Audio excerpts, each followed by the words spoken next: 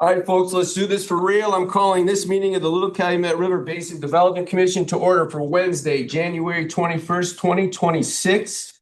Please set your cell phones on stun and let's stand for the Pledge of Allegiance, please. I pledge allegiance to the flag of the United States of America and to the republic for which it stands, one nation, under God, indivisible, with liberty and justice for all. Mrs. Lambert, nice to see you. Please call roll. Absent. Tom Gazdecki, Present. Anthony Brodniks, absent. Dave Castellanos. Here. Ron Ware, Here. Robert Ochi, Here. Levon Whitaker, William Baker. Present. All right, next up is the statements to the board from the floor. If you want to help us, please come up to the podium, state your name and address, and let's go. 1, 2, 3. All right, closing the statements from the floor and bringing it back to the approval of minutes from December 17th, 2025. I'm sure you all read them. Any changes, modifications, motions, which say you? I'd like to make a motion to accept the minutes from December as presented. There's a motion. Is there a second? Second. Second, any discussion? Be there none, all in favor, say aye. Aye. Opposed? They're out there forever. Next up is the chairman's report. Mr. Chairman, Yes. I apologize. You have one member remote, so all votes need to be roll call. Say that again? Because Mr. Gazdecki is remote, all votes need to be roll call vote, not voice vote. Great. Mrs. Lambert, we'd much rather do it through roll call. I apologize. Tom Gazdecki, Yes. Dave Castellanos, Yes. Ron Ware, Yes. Robert Ochi, Yes. Levon Whitaker, William Baker. Yes. Next up is the chairman's report. Thanks for coming up. Happy New Year. It's going to be a big year. Let's not forget why we're here. This is a $250 million man-made project that if you don't do the ongoing maintenance, what happened in September 2008 is what happens. So by all means, this is a community-wide project. If we don't work together and we don't have an understanding that this is a system, that's what kind of things are going to happen. Trauma. So in lieu of that, we are more prepared now than we have been in years to make sure something like that doesn't happen again. Let's not lose sight of the fact that this is about Mother Nature. If we get 10 gallons of water for our 5-gallon bucket, we're going to have some issues. So let's make sure that we're far better prepared today than we were prior to September 2008. Also, it's economic development. By making sure we don't have to pay mandatory flood insurance as part of federally backed mortgages, that money goes straight back into the community. Every year, $4 million. If you live close to the river, buy the insurance, but you don't have to do it anymore. 16-0, won the national championship, and Bloomington is the home of the Heisman Trophy. There's certain things that kind of catch your breath. That's one of them. So let me take that opportunity, and I appreciate it. That's enough for me. We need the finance report and approval of claims for January. Need a motion. Mr. Chairman, I'd like to make a motion to approve the claims for January of 2026 in the amount of $595,686.74. There's a motion. Is there a second? Second. Any discussion? Mr. Repay, we're paying a couple of watershed project minutes, correct? Yes, sir. Glad you're in a good mood today. Thank you. I am in a good mood. I know you are. It only covered that 20.5. You've been better. Did you see the refs? I mean, come on. Just a typical SPIA graduate. Who, you? You? Business school, man. All right. Yes. Would you like me to go over some of these or what did we decide? Watershed projects, please. All right. Let's look for them. Well, one is $82,825 for the lateral 5 culvert replacement. That was because Mr. Gazdecki asked us to remind all the outstanding folks to submit their bills, and so Lake County did submit that bill, and that's the final payment for that. bill. We have a $91,934 bill from the Lake County Collaborative that goes through Lake County Parks, although we do pay the Autobahn Wetland Initiative and other, an Autobahn and other fine folks. Trying to go through here quickly. What about the core? The Corps, we are entering into agreement and paying up for our review of our 408s and our inspections. And although that's not the most fun payment to make, it's better to have them on your side than not. I thought the Corps didn't have any money, and wasn't doing any work. So now they're doing work. Is that because we're writing them a check? Well, it depends on their division. Their inspections department doesn't have much money to do work. That is a true statement, but their review and their permitting department always has money to look at our permits. Thank you. Any other questions for Mr. Repay on the bills? Be there none, we have a motion and a second. Roll call because Mr. Gazdecki's on Zoom, Mrs. Lambert. Tom Gazdecki, Yes. Dave Castellanos. Yes. Ron Ware, Yes. Robert Ochi, Yes. Ron Whitaker, Yes. William Baker. Yes, paying the bills. Next up is Executive Director's Report. Mr. Repay, what's happening in the field? Are you ramping up while it's 14 below zero? Yeah, wait till this weekend. We have some things that we're doing and we're working on this. We've got the 408 for the sandbar modification, which is all the silt and sediment that is built up off Kennedy Avenue, both on the east and west side. It only took us almost 5 years to complete. No, I don't have an aerial, but if anyone here that doesn't know where Kennedy Avenue is, you should be able to figure that out, I'm thinking. I can read your mind. Sorry. Picture's worth 1,000 words. I And I understand. like hearing you talk, but not for the sandbar. Well, we might have to hire some people to help me with the IT then, right? 10-4. All right. Bank stabilization work has proceeded or started north of Fran Lynn on Hart's Ditch. We're gonna work all the way to the confluence with Stoom Ditch and Katy Marsh Ditch, and that is a project that will take all of winter time to finish. The same contractor is doing the work, which is Austin. Burke has submitted the geotechnical survey back to the Corps for their approval. That is us drilling holes in the levee and making sure that the levee is made out of the right material that was built back in the late 90s. Question? No question. But not now. Okay, Burr Street Pump Station, we had pump 2 go out on us. It has now been fixed. The problem was water inside the motor. We plan on installing it here later this week. Drainage ditches along I-94, we received approval to clean from INDOT, so we'll be doing that work as well as clearing the ditch at the high velocity channel, which is at the confluence of Hart's Ditch and Little Cal. We have several projects out for bid. Tonight, we have the Kennedy Avenue Bridge that we are going to be opening bids for here a little bit later. We also have the US 41 pump station that we're going to be upgrading, as well as doing the Optimus Boardwalk. Both of those projects that I mentioned will be due on our next meeting, which is February 18th. We have 4 presentations here 2 from Crown Point, 1 from Griffith, and 1 from the county. And I don't want to take a lot of their time. And then we're just working on some issues with the USGS monitors, as well as tracking legislation down in Indianapolis.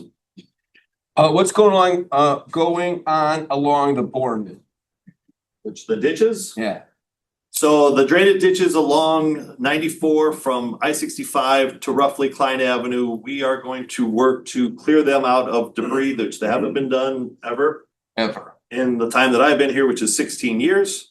So we're going to clear those out during this nice winter time, and hopefully we can make sure and inspect the culverts to make sure the water is flowing. All that water is designed to flow into the river.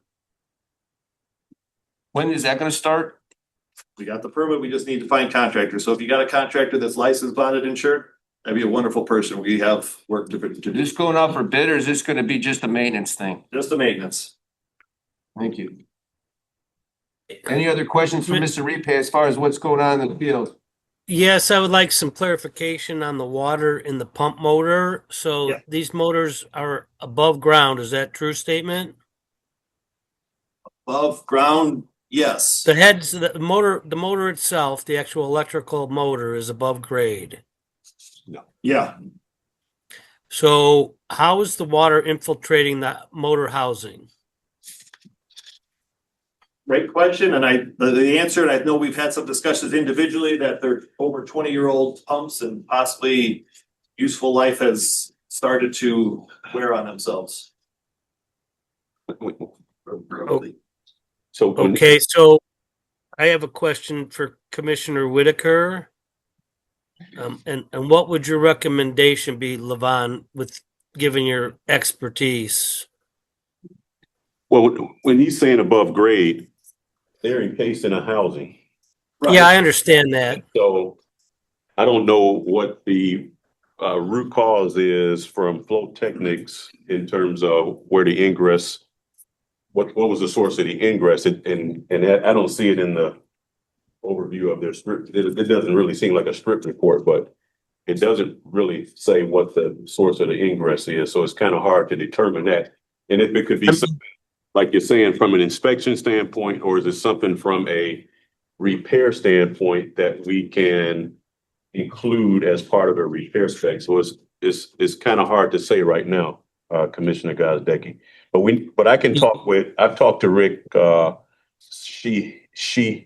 Sheehy in the past, and I can call him and get clarification on what are they saying the source of the ingress is, because it's not clear. Yeah, because it could be wind blowing, right? I suppose if the weather shields have Could be a failed or seal. deteriorated.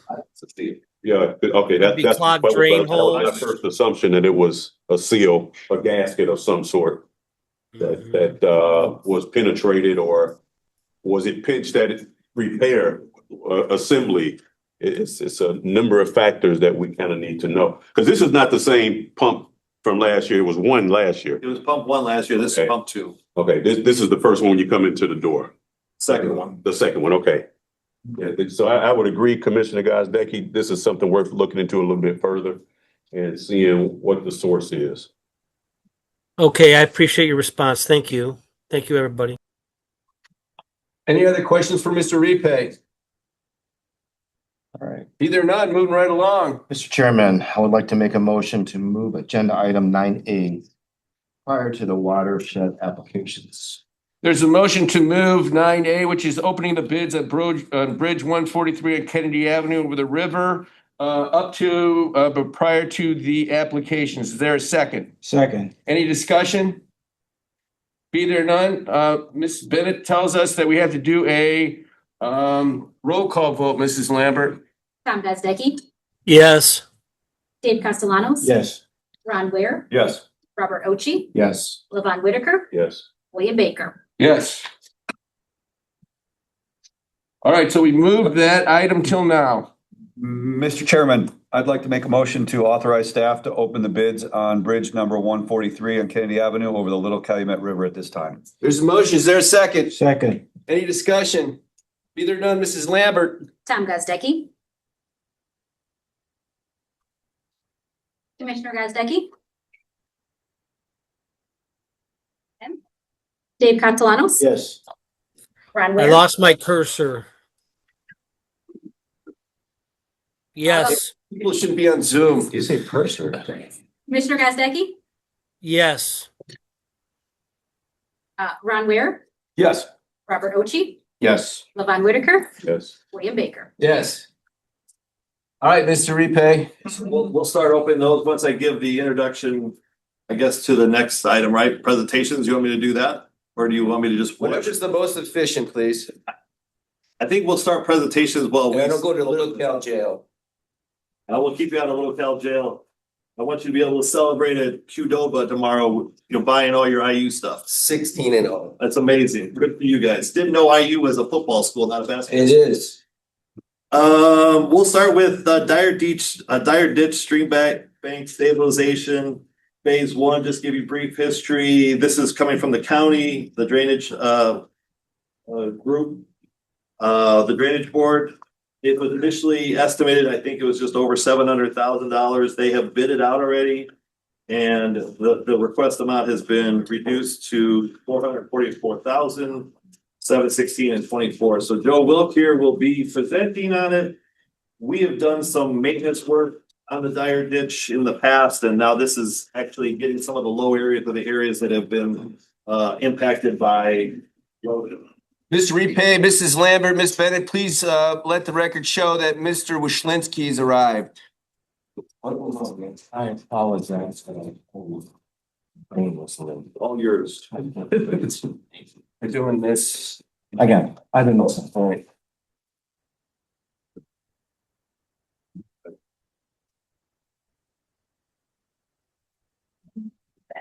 Same.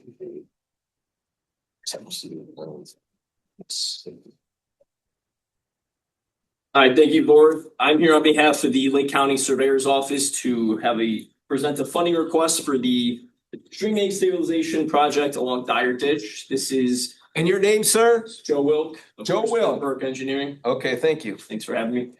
This project is about a quarter mile stretch of Dyer Ditch, just north of US 30, right on the border of the town of Dyer and town of Cherville. So, little agenda. Mute that, It won't be me. Yeah, just quick overview what I'll be talking about today. This photo is standing on Deer Creek Drive, looking south on Dyer Ditch, right in the project vicinity. It looks good here, but you'll see some photos I'm going to show more upstream. Exhibit A. So, Roll Dyer Ditch, it's about a 6-mile drainage area at the project site. T-Bull Nature Park is located just downstream of here. Multi-dozen acre wildlife sanctuary. What we're trying to do is protect the banks and maintain water quality, all while safeguarding wildlife habitats in the area. As you can see from this photo, for the past 20 years, it is deteriorated significantly. So we're looking to improve this waterway. So erosion control techniques popping up there. A mix of hard armor and ecological stream bank erosion measures. Stabilization helps to further help water flow, prevents further environmental degradation, such as these vertical banks where all the sediment sloughs into the stream and gets washed downstream, as well as making it pretty for the local residents and people who utilize the area. Key outcomes, as I keep saying, erosion reduction, infrastructure. There is a roadway just on the backside of this photo, St. John Roads, the town of Cherville, where it gets pretty close up to the erosion gets pretty close to the road. It's not going to impact it anytime soon, but without taking action on this, one day it will have potential impact on that roadway, as it is within the fluvial erosion hazard area. So some challenges, and as I said, the need for stabilization, loss of riparian area, threats to aquatic life, and as well as that sedimentation. About 20 years ago, when this area was developed from agricultural land to there's subdivisions on both sides, Hurtstone, Auburn, Meadow, I believe, and then the third one, I forget the name. There was some bank stabilization done by the developer with some filter fabric and riprap, which has since, as you can see, been washed out with vertical banks. Some remnants of that filter fabric are left.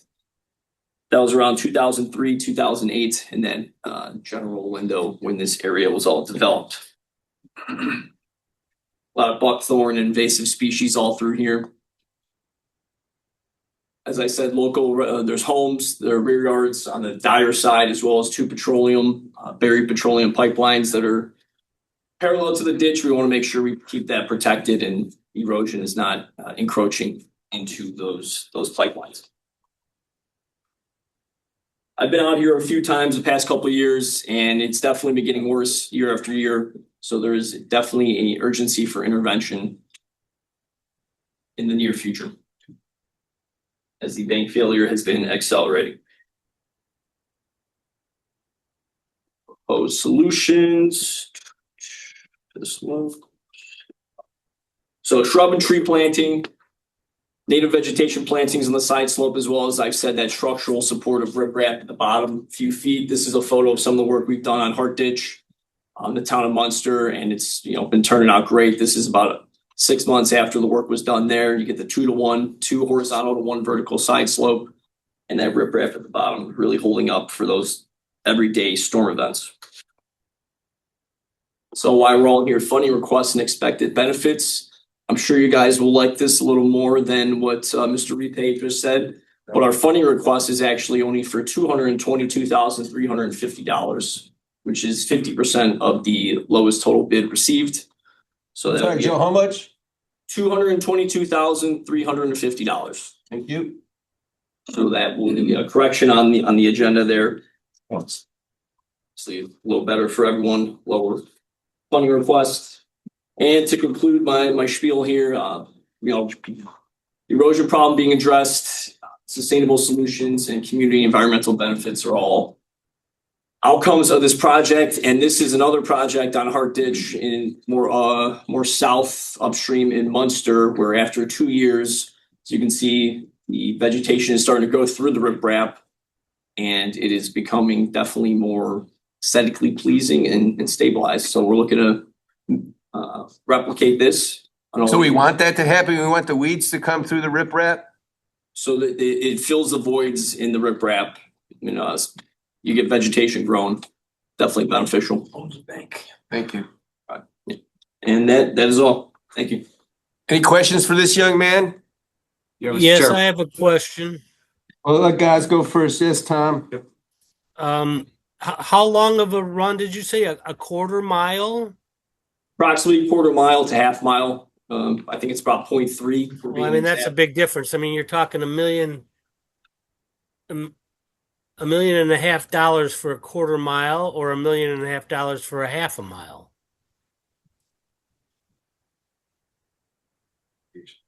Yeah.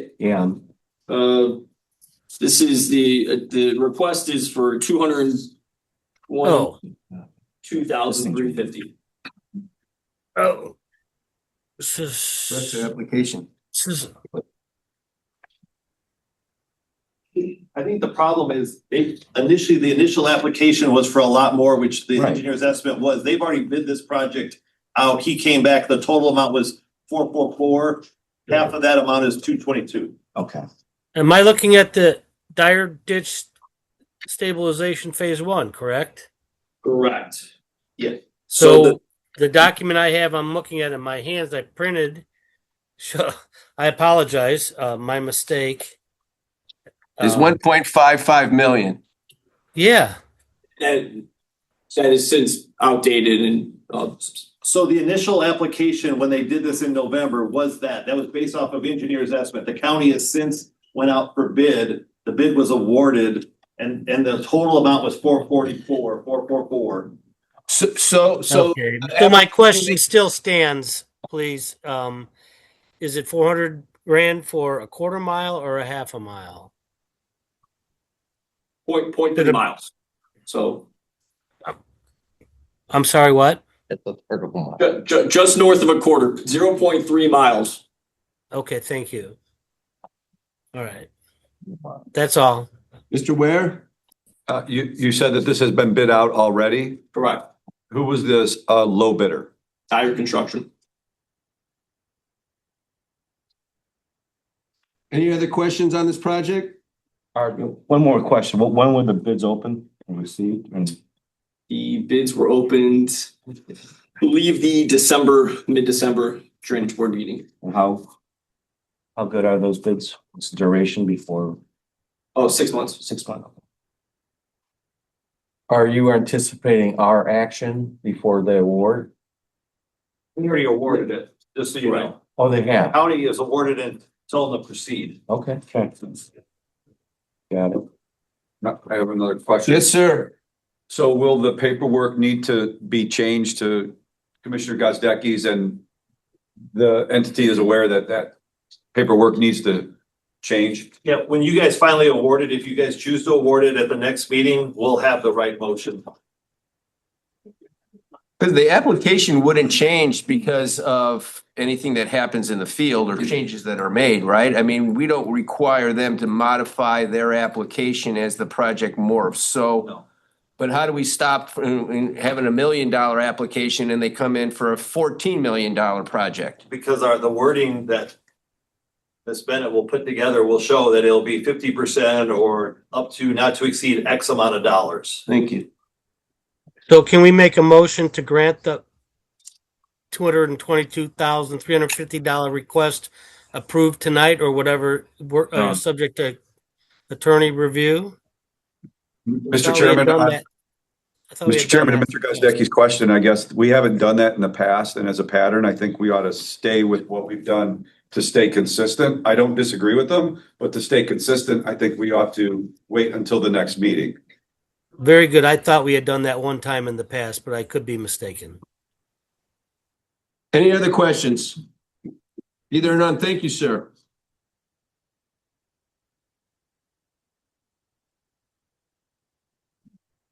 So we have good reason.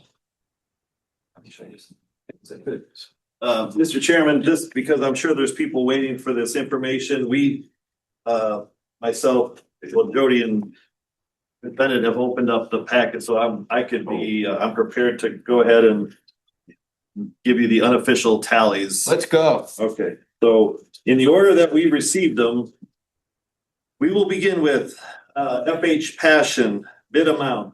And by the way, this is tentative under review of our attorney and engineer, so we're going by what we see as being the bid total amount. $16,978,137.66. The next one, everyone got that pen down? 16,978,137.66. Reith Riley Construction, $15,420,679.64. 15,420,679.64. Dunnett Bay Construction, $15,253,171.96. That's 15,253,171.96. Finally, Superior Construction, $15,547,572.60. So that's 15,547,572.60.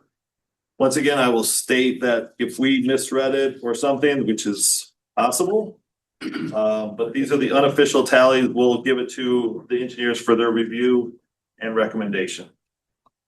So, Thank you. thank you. Thank you to Jodi and Nicole. Okay. On to the next presentation. It will be for the city of Crown Point. They will be doing Broadway and US 231 stormwater improvement. Just a quick brief on that, and I'm not going to steal Eric's thunder. Big fan of water sports, by the way. Eric is. You should ask him about it. Is a stormwater improvement that is complicated by the fact that it is on an NDOT project, so that's always fun. And so it was designed not to their liking, the Crown Points, and they're going to try to fix it. And then Edgewater flooding mitigation, just briefly, we paid for the engineering on that. This is now coming for construction. So they will give you, Eric will give you his brief. So we got one for engineering and one for construction. Yes, sir. So with that, Eric Wolverton, everybody. Hold your applause. Thank you. He needed that. Kids here. Good evening, Chairman of the Board. If you guys don't mind, I'd like to remain seated. I can control my screen and my computer a little better here than standing up. Eric Wolverton with American Structure Point. Doug Wright with the City of Crown Point. The engineering department is here as well tonight. So as Dan stated, we'll start with the Broadway and US 231 stormwater improvements. There's a ditch that runs here that kind of holds a couple names. I'll just stick with Smith Ditch for ease tonight. As Dan mentioned, this ditch actually crosses two state highways. So we're in the southeast side of Crown Point. In the middle of the screen is Broadway running north-south, US 231 in this location. So we're talking about a culvert that extends underneath existing US 231, follows Smith Ditch, crosses Broadway up to an area that the city owns that we're looking at possible stormwater storage facility as well. So like I said, a two-part project, a culvert replacement realignment, and then stormwater storage. This request, as mentioned, is for engineering tonight. Current estimated cost is $310,000 with an 80% request, which equals $248,000. We'll start with the culvert at US 231.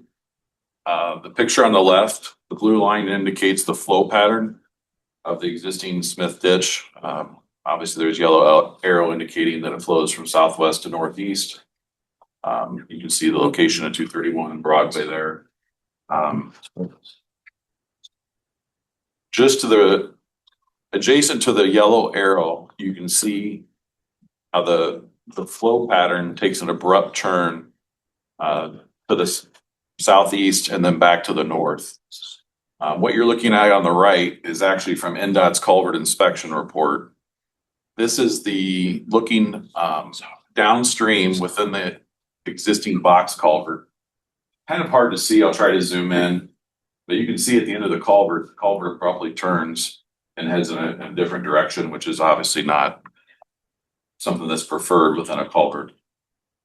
This next slide are pictures from the site. So this is looking the other way at the picture that I just showed. As the stormwater discharges through this into the box culvert, over to the next picture following the arrow, it then turns and goes 90 degrees to the east with a retaining wall on the north side and just an open channel that's failing to the south. At the end where my hand is, it then turns and goes back north through these culverts, which are dual 30-inch culverts underneath an old railroad embankment. The culverts are most definitely undersized, and that can be exhibited by some pictures that are provided here. This is a residence just on the south side of 231. The pictures that were taken during obviously a flooding event. You can see the basketball goal I'll point out, so we can compare that to the next picture. This is actually a picture from earlier this week. You can see the same basketball goal in the background. There's the home. I indicated a line that shows where that flooding event occurred.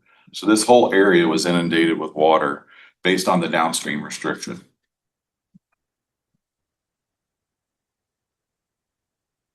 So pull up. Do we know how old these structures are?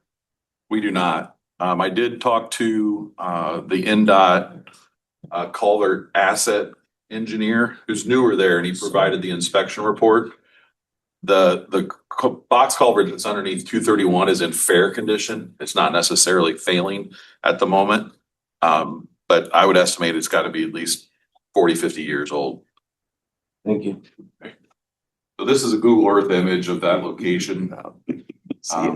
We did go in and through an online source called StreamStats, you can identify, drainage location, and it'll delineate a watershed for you.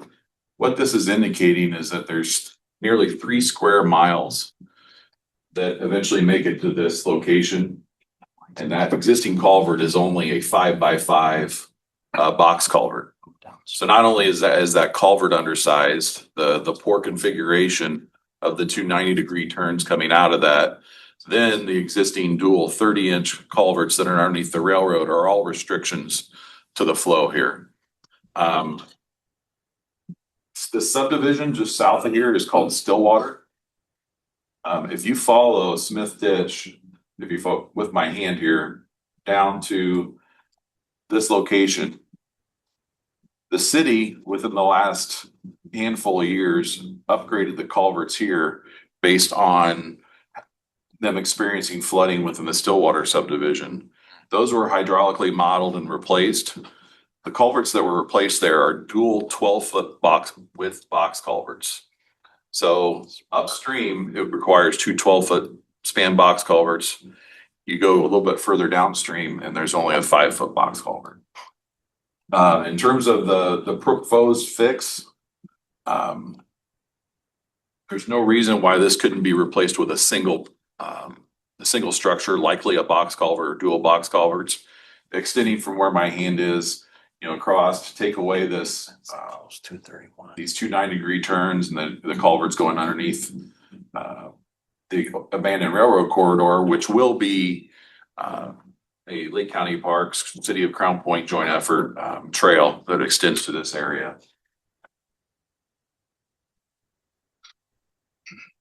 So where does all this water go under I-65 at Beaver Dam Ditch? Extends to the north, up to here, and then it ends So are up we going. looking through all of that too? Because it's not like we don't know what's going on in Crown Point. So is this just a snapshot, or are you looking at the entire system of what happens to all these feeders? So Everything on the west side of I-65 goes through one hole under I-65. It's So- worrisome to you, I hope, too. So we have looked at the culvert under I-65 in this location, and it is adequately sized. Now, the next presentation we're gonna talk about is the Edgewater subdivision, and that's the one that you guys have funded the engineering on. That's this subdivision right here. So all this water eventually makes its way through this subdivision up to this location. So that the next application is talking about this other pinch point here and upsizing that culvert. Now, where is that in relation to where the actual crossing I-65 is located? Is that south or north? It's right Oh, here. right there. Right here. So everything in Crown Point, St. John comes to that hole that's in the Little Cal watershed, just to point that out to everybody. I don't know why I'm the only one worried about it, but I'm worried about it. 65 can't close.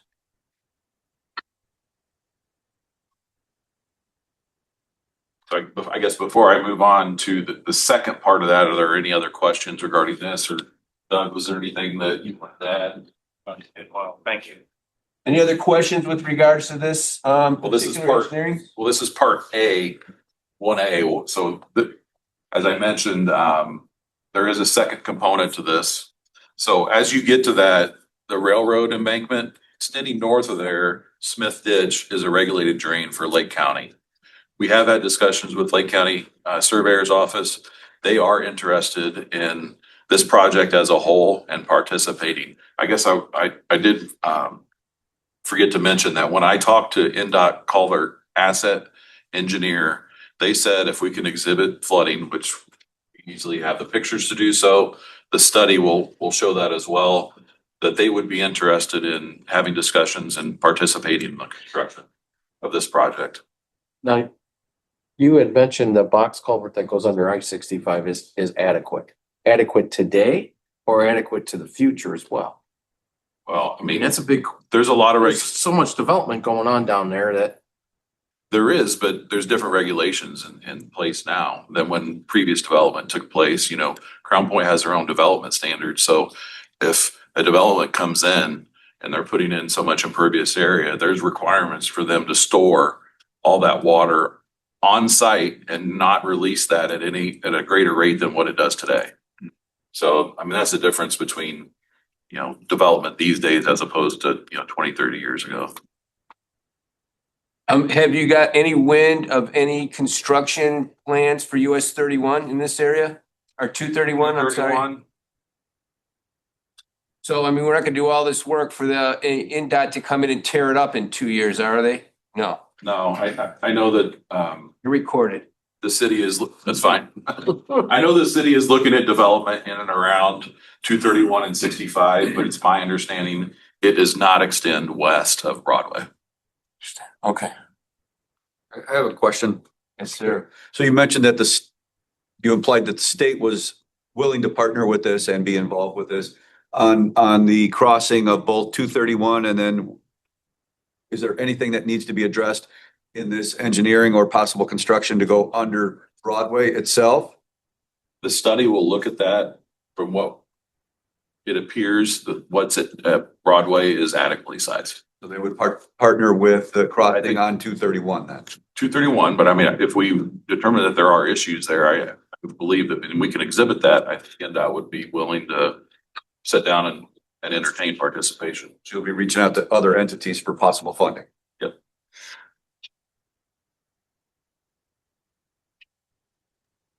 Okay, I any have other a questions? question. Yes, you had mentioned that the 231, the possible retention area of 10 acres or so. 10 acre, is that true? So that's part B, I'll move into now. That actually is shown here in the square. It is on the east side of Broadway. Is where. And so my question was gonna, or is there more land that would you allow you to increase that area of storage? Is there land available? So I'll go to the next slide here.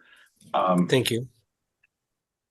This is from Lake County GIS identifying the piece of property that is owned by the city of Crown Point. You can see at the bottom that it's right at 10 acres. This is an area that you can see, this is Smith Ditch here that flows underneath Broadway, turns north and goes up to 113th. The city is interested in doing some storage, some upstream storage there as part of this project. These are a couple pictures showing the area itself. It's an area that they own. They're not intending to develop. And so I think it's prime property to be able to do some upstream storage. So is there it looks to me like to the south that you have another 10 acres that show nothing on it. Can you acquire that property and expand the storage capacity? Yes. I won't speak on behalf of the city, but whether or not they would be interested in doing that or not. I mean, that land is a little more upland, so it could be developed. So I think it'd probably be more costly. I see that. Yes. Very good. I understand the answer. Appreciate your time.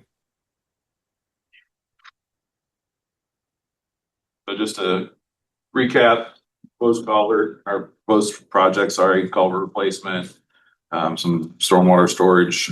With that, I think the city would be interested in looking at that open space, whether or not they could put maybe some walking paths, some native landscaping, those type of things to help beautify that. I mean, it is adjacent to a lot of commercial properties. The overall impact of both of these that we've looked at, it appears that 68 residential homes and 3 commercial businesses will receive some relief from flooding based on this project, particularly as it relates to that culvert replacement at 231. Has any of this flooding impacted Broadway or 231? 231, yes. To the point of puddles or shutting it down? Overtopping. Yes. Overtopping. The whole thing? Yes. And what kind of event? When recently? We'd have to determine that through a study. Do you know the last time it occurred? About a year ago.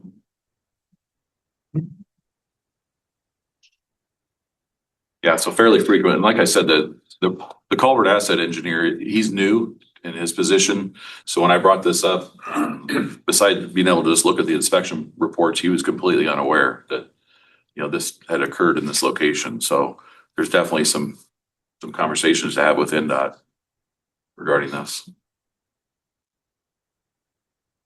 Okay. Any other questions? Thank you, sir. Thank you.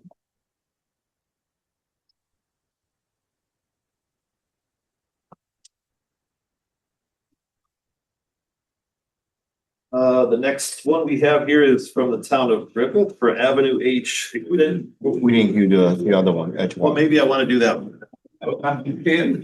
You make the shots when you want to call it. All right, we'll go to that one. My apologies. Not sure you guys are paying attention over there. I thought he was done. He took longer than 10 minutes. I'm sorry. This one will be, I'll try to make it more streamlined for you, Dan. Thank you. So Edgewater flooding mitigation project. This is that culvert or the subdivision we had just talked about, kind of on the northeast side of the previous project. The commission did pay for engineering, just to put that location. If you recall, the issue there was an old railroad embankment with vertical abutment, concrete vertical abutment for an old bridge. The walls are failing. The some pictures of the flooding that occurred. Back in, particularly in this instance, in 2019, 33 homes had up to 4 feet of water in their basement. So what we're looking at is replacing that existing culvert. This is a plan sheet. So this project is actually out to bid right now. Bids are due on February 4th. But this is a configuration of the box culvert and the associated wing walls to hold back the railroad embankment. Which is abandoned. It is, but it is the future home of the Veterans Memorial Trail. Other trail. So as I said, the commission gratefully paid for the engineering of this project, which includes survey, modeling, design, and bidding. There's the culvert size replacement. And the current estimated construction cost is $680,000. The engineering was paid for at an 80-20 split. The city is looking, hoping for the same share towards construction. And as I mentioned, the bids open on February 4th. Dan, what was the total engineering number on this? Without me having to go to Project Tracker. I got you. And was the engineers come up with the bid? Is that the 680? Are you asking for what we paid for engineering for, or what the engineers estimate? What? I want to know how much the engineering total cost for this particular project, the edge water flooding mitigation. We did a dedicated 40,000 to this. Thank you. Yep.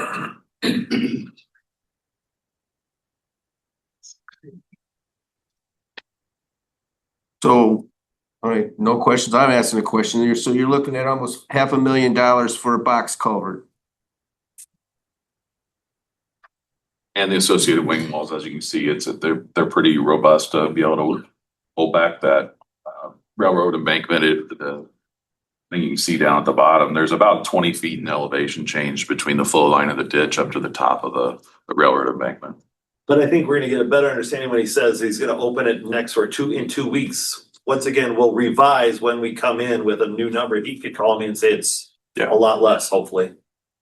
Thank you. Maybe. Any other questions for this young man on this one? No, I just have a comment to the city of Crown Point and just my opinion. But an 80-20 sustainable ask is not something I feel is a good way to go about it, right? You guys have got to come up with some more funding on your own. I mean, we're willing to help, in my opinion, but at that level and with the work that impacts just I understand it's a very important project, but you guys need to come up with some funding beyond asking us to foot 80% of the bill. Any other comments or questions? Thank you, sir. Thank you. Mr. Repay. I just want to make sure if that was right. All right, that's why I cued you. The pregnant pause. Okay, now we'll move on to the Avenue H extension project here. Alex from Butler, Fairmont, Seaford will be doing it. And with the esteemed Rick Rifa here, who's the councilman and president and town manager of the town of Griffith. All right, just want to say thank you for all your past support and cooperation. I think what we've done has had some tangible results, and I think it will improve the system. What we're looking here is we want to extend Avenue H. The extension is going to go over a bunch of pipelines and some other areas. Unfortunately, I had to put the project on hold on and off for the last couple of years because of financial reasons. Actually, the acquisition of easements and right-of-ways, and most recently, we were trying to put a pretty big number up there to one of the agencies to mitigate some wetlands going over pipelines and everything. So the total project's $2.7 million.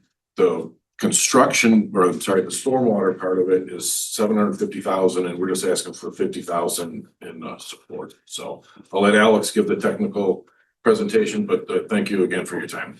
Thank you, sir. Yes, sir.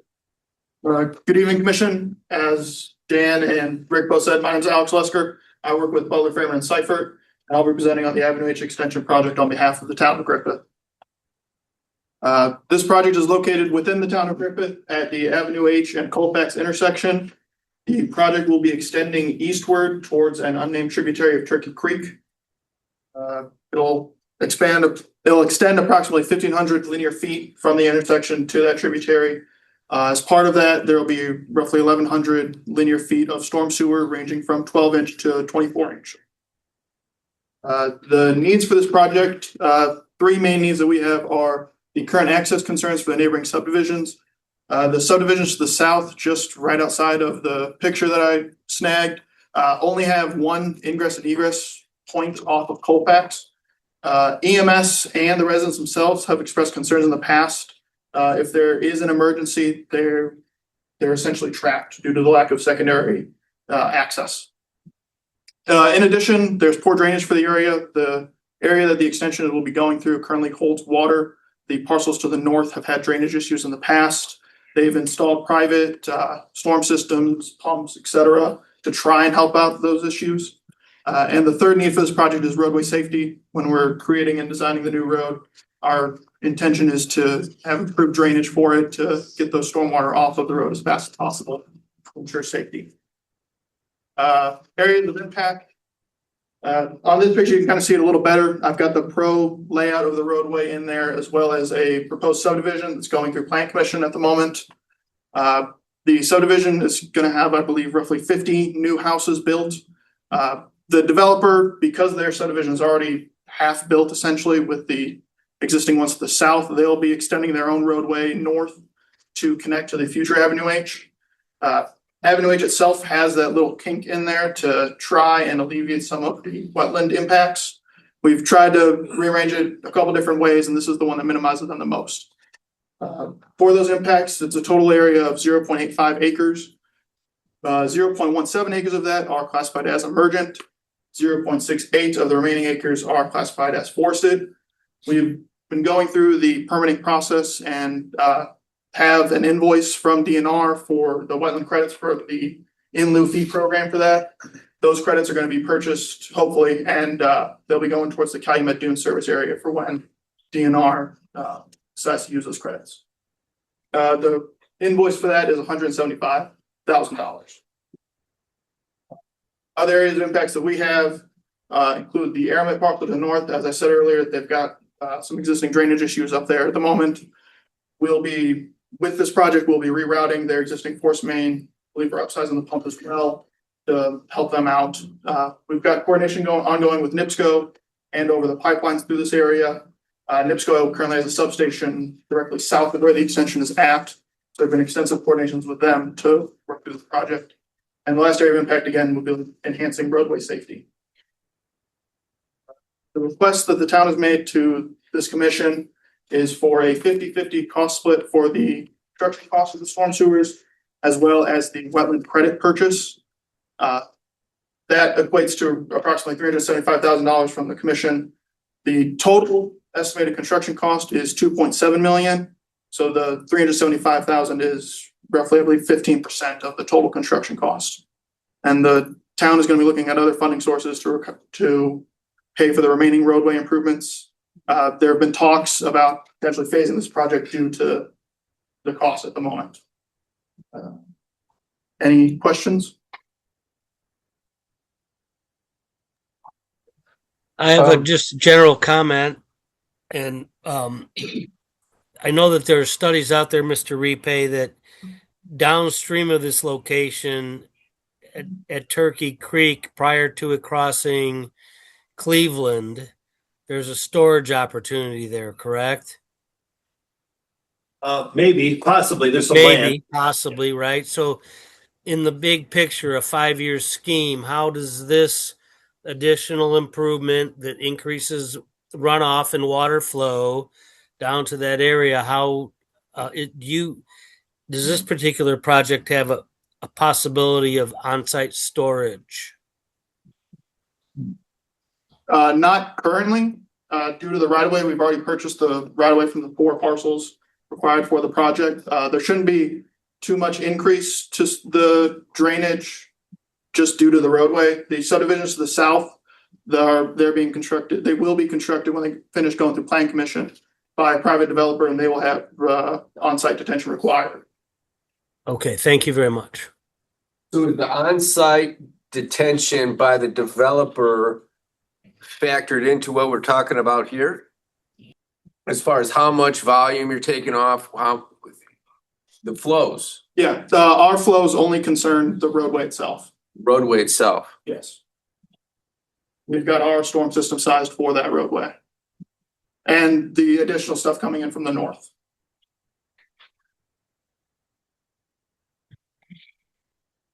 Any other questions for this young man?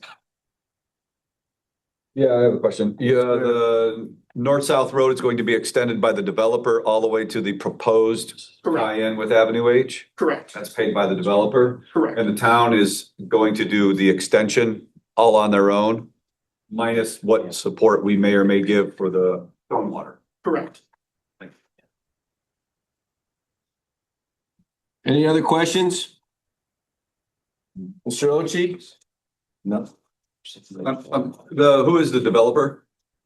Proposed developer? So that's an issue. There's somebody who owns land contracts on it and who's developed parts of the other subdivisions. He's been shopping around for a developer a year or two. So he's trying to present it in front of Plan Commission, and we've told he has a developer now to do it, but we don't know for certain.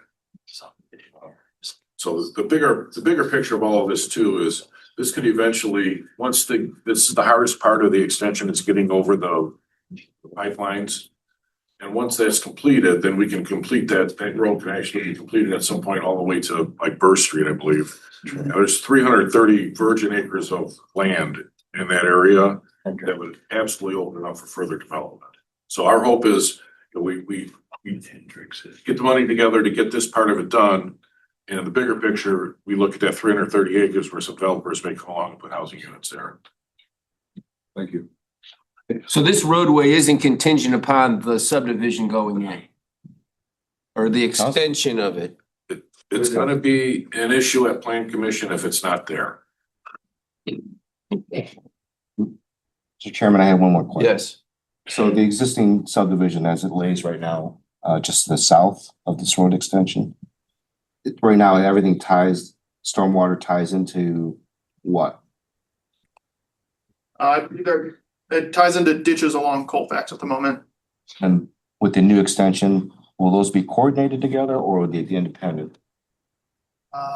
I do not know off the top of my head. We've been going through multiple iterations and reviews for the project. I don't currently know what the latest plan set says. When will that be known then? I guess when that development goes to Plan Commission, gets approved? My understanding has been going back and forth in Plan Commission. I can talk to our guys in our office that have been doing the reviews for this, for the Plan Commission side, and I can send out a response tomorrow.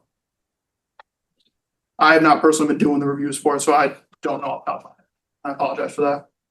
How many residents are you proposing on this development? The phase 2 extension is going to be, I believe, 50 houses.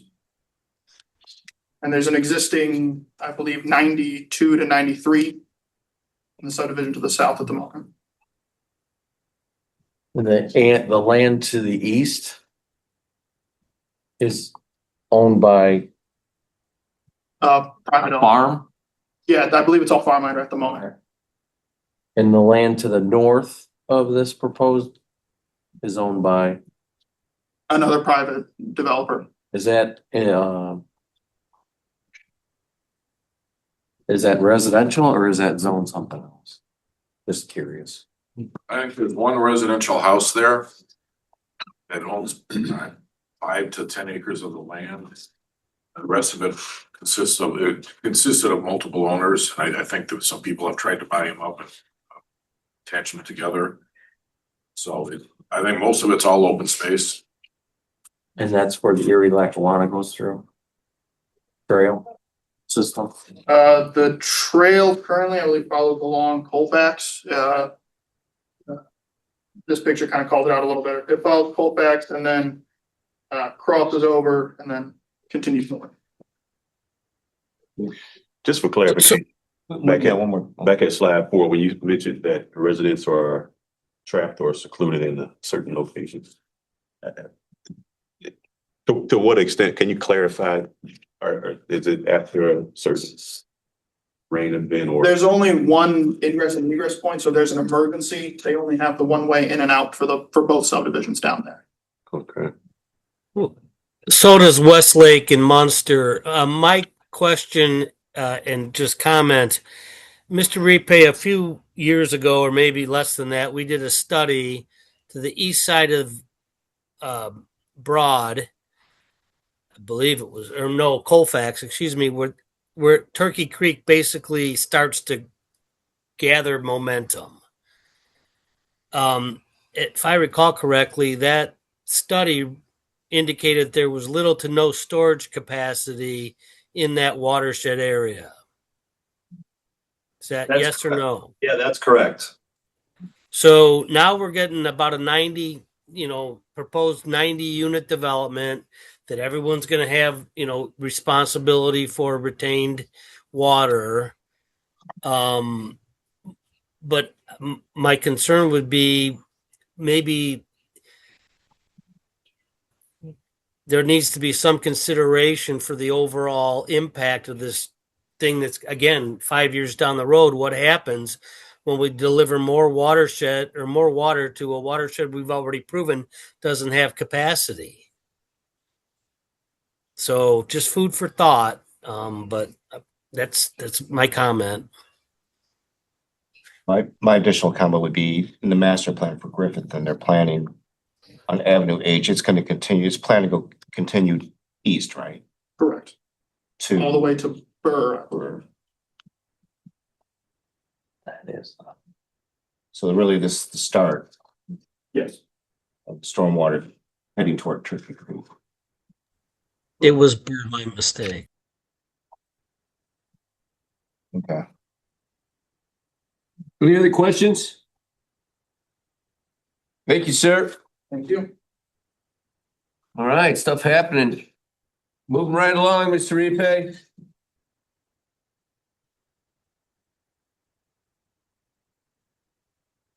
Here, I can make a motion to open bids on bridge number 143 on Kennedy Avenue over Little Calumet River. Forget that. B, I'd like to make the motion to contract award for the Rock Riffle Trail Extension Project. There's a motion. Is there a second? Second. Discussion? Mr. Repay? Mr. Chairman, we opened those bids last month. Our engineer reviewed them, has found everything, and our attorney has found them all in good order. The recommendation is to award to Grimmer for $648,700. This is, I could pull up where it's proposed, but I think we've been through where the trail is. It's just an extension of the Rock Ripple to Liverpool on the south, and to the north it's connected at 28th Street in Lake Station to their existing bike trail.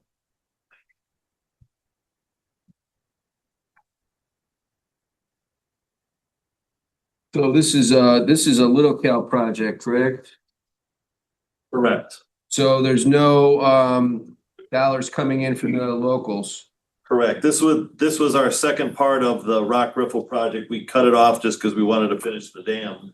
And then the second part was to continue the trail. That's this part. There will be a security feature on the corner of Liverpool.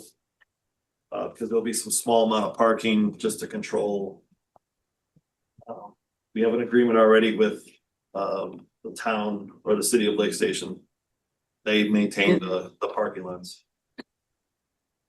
For my apologies, I'm not feeling that great. Was there a second? Yeah. Yes. My apologies. So you're looking to have this awarded right now, huh, Mr. Repay? That is correct. Yeah. Hey, I don't know how to make it any more straightforward.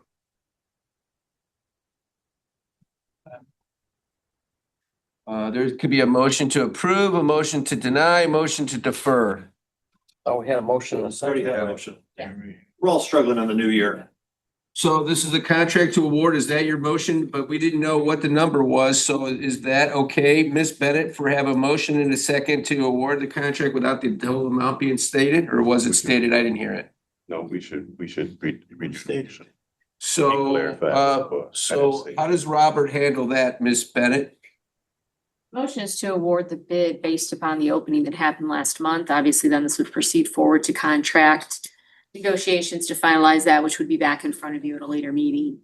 But for this purpose now, it's just to award the bid. Dan, do you have what that bid amount was? It was $648,700. 700 even. Correct. My question remains, does that need to be a part of the motion for this to move forward? To award the bid in that sum? Yes. That would be my preference. I'll redo the motion. Mr. Chair, I'd like to make a motion to award a contract to Grimmer Construction Incorporated in the amount of $648,700 on the Rock Ripple Trail Extension Project. There's a motion. Second. All right, Mr. Gazdecki seconds. What happens to that other motion, Ms. Bennett? So I don't go to Little Cal jail. It should be withdrawn by the person who seconded and the one who made the original motion for the record. Do you hear that, Mr. Whitaker? Yes, Mr. Chair, I'd like to make a motion to withdraw the original motion. Thank you. I need all the help I can get. I need a second for that. I So second. whoever had seconded to withdraw. Originally I had, so I could draw that to you. Thank you. Okay, $648,700 for the Rock Riffle Trail Extension to go to Grimmer Construction. There's a motion and a second. Any other discussion? Either none, Ms. Bennett. I'm sorry, Ms. Lambert. Lizinski, Yes. 16-0. Tom Getzley, Yes. Dave Castellano, Yes. Ron Ware, Yes. Robert Ochi, Yes. John Whitaker, Yes. Repay. Yes. Thank you. Yeah, nice win, by the way. All right, moving right along. Thanks for asking. Mr. Chairman, I'd like to make a motion to approve a purchase agreement for the property located at 2845 Wyoming Street, Lake Station, Indiana. There's a motion and a second. Is there a second? Second. And a second. Mr. Repay, what are we buying here? Allstate Don't was, say 2848 Wyoming Street. Allstate was 2-8, just for the record. You didn't go to any polls. Yeah. So anyways, we are gonna purchase, and speaking of jail, this previous owner here, we had some issues with, he ended up spending some time at the lovely accommodations of Lake County. Ended up losing the house. A person came in and bought it from a third, just an outside folk. We negotiated with that gentleman. This is a part of a property that we have identified it needing. It's in the flood zone. And so we negotiated a price of $125,000. He had appraisals. We know he has borrowed $124,000 to buy this house. So that's where we came up with the 125. So once we purchase it, we plan on knocking it down and making it as in the future a park for Lake Station, because ultimately we purchased Lake Station's park. How about a little bit of history on this part of the planet and what happened in 2008 where we're looking at? Well, 2008, all this flooded. And if you look at the aerial where you still see houses, one of two things happened. Either we bought them because they were in the flood way, or they got demolished and were demolished by Mother Nature. And they weren't allowed to rebuild because That would be bad. yeah, FEMA necessarily doesn't excited about that. And ultimately, we were gonna build a levee in this area, and then we found out the internal drainage wasn't up to par, and which we abandoned that idea. So there's only 4 houses on this side of the block. This used to be Mr. Mosier's, and there's 3 others now. Okay. Any questions for Mr. Repay or any discussion on the motion in a second? Either none. Mrs. Lambert? Tom Lizinski, Yes. Tom Getzley, Yes. Dave Castellano.